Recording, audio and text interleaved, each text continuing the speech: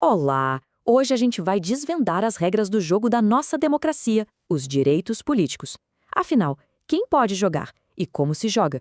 Vamos entender isso direitinho. Olha, essa é uma ótima pergunta. À primeira vista, parece que é tudo a mesma coisa, né? Mas não é não. A nossa lei, ela divide a participação política em, digamos, duas caixinhas bem diferentes. E a gente vai ver agora como isso funciona na prática. Tudo começa com uma ideia central, a base de tudo, a tal da soberania popular. E o que é isso? É bem simples, na verdade. Significa que o poder, de verdade, está nas mãos do povo. E como é que o povo exerce esse poder? Através do voto, que, como a gente sabe, é universal, direto e também secreto. E é aqui que o caminho se divide em dois. Pensa assim, os direitos políticos têm duas faces de uma mesma moeda. De um lado, a gente tem a capacidade ativa, que é o nosso poder de votar, de escolher os nossos representantes. E do outro lado, a gente tem a capacidade passiva, que é o direito de ser votado, de se candidatar e ser escolhido. Certo. Então vamos começar pelo primeiro lado da moeda, a capacidade ativa, o nosso direito de votar. A pergunta é: quem é que pode? E mais, quem é que deve ir até as urnas? A resposta para isso está dividida em três grupos bem claros. Primeiro, tem o voto obrigatório, que é a regra para a maioria dos adultos, né? Quem tem entre 18 e 70 anos. Depois, a gente tem o voto facultativo, ou seja, opcional. Isso vale para os jovens de 16 e 17 anos, para os maiores de 70 e também para os analfabetos. E por último, tem o grupo para quem o voto é proibido mesmo, estrangeiros e os conscritos, que são os jovens prestando serviço militar obrigatório.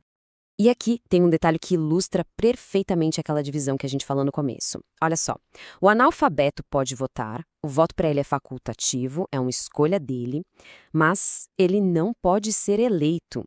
Percebe a diferença? Ter o direito de escolher alguém não significa automaticamente ter o direito de ser escolhido.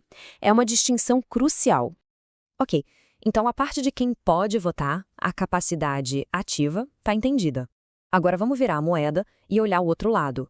O que é preciso para alguém se candidatar a um cargo público? Ou seja, quais são as famosas condições de elegibilidade? Bom, para uma pessoa poder se candidatar, ela precisa dar um cheque em 6 condições básicas. São elas: primeiro, ter a nacionalidade brasileira. Segundo, estar com os direitos políticos em dia. Terceiro, ter o alistamento eleitoral, o título de eleitor. Quarto, ter domicílio eleitoral naquele lugar onde concorre. Quinto, ser filiado a um partido político. E por último, a sexta condição, ter a idade mínima para o cargo que ela quer. E essa da idade tem uns detalhes importantes. Pois é, essa questão da idade mínima varia bastante dependendo do cargo. E para ninguém ficar confuso, tem um mnemônico, um truquezinho de memória que ajuda bastante. É só memorizar essa sequência de números como se fosse um número de telefone. 35, 30, 21, 18.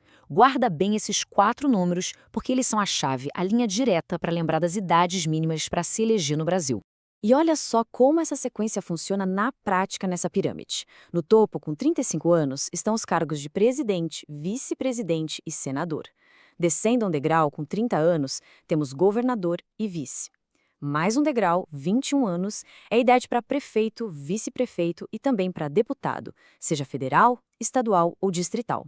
E lá na base da pirâmide, com 18 aninhos, já é possível se candidatar para vereador. Viu como 35, 30, 21, 18 faz todo sentido? Tudo bem, a gente já viu quem pode votar e quem pode ser votado. Mas é importante saber que esses direitos não são uma carta branca. Existem situações bem específicas em que uma pessoa pode ser impedida de se candidatar ou, em casos mais graves, até mesmo de votar. A primeira barreira que a gente precisa conhecer é a chamada inelegibilidade absoluta. O nome já diz tudo, né?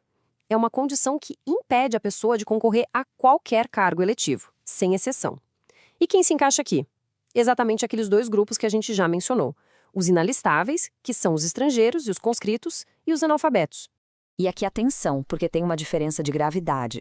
A inelegibilidade, como a gente viu, atinge só o direito de ser eleito. A pessoa ainda pode votar. Agora, a perda ou a suspensão dos direitos políticos, aí o buraco é mais embaixo.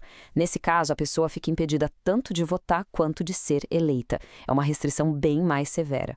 E tem um ponto que é fundamental para a nossa democracia. A nossa Constituição proíbe a chamada cassação dos direitos políticos. O que é isso? É uma retirada arbitrária, feita de qualquer jeito. Isso não pode acontecer. A perda ou a suspensão de um direito político só acontece em situações muito, mas muito específicas, que estão todas listadinhas na lei. Não tem espaço para invenção. E que casos são esses? Bom, a perda do direito político, que é algo mais definitivo e raro, acontece basicamente se a pessoa perde a nacionalidade brasileira por uma decisão da justiça. Já a suspensão, que é temporária, pode ocorrer por alguns motivos. Uma incapacidade civil absoluta, uma condenação criminal final, enquanto durarem os efeitos, a recusa de cumprir uma obrigação que vale para todo mundo, ou em casos de improbidade administrativa, ou seja, corrupção. Ufa, foi bastante informação, eu sei. Mas agora vamos juntar todas as peças do quebra-cabeça e fazer um resumão para fixar as ideias principais. Vamos lá? E é isso. Essa é a arquitetura, o esqueleto dos direitos políticos no Brasil. Entender essas regras não é só uma questão de teoria, nada disso. É fundamentalmente entender o poder e a responsabilidade que cada pessoa tem em mãos para ajudar a construir o futuro do país.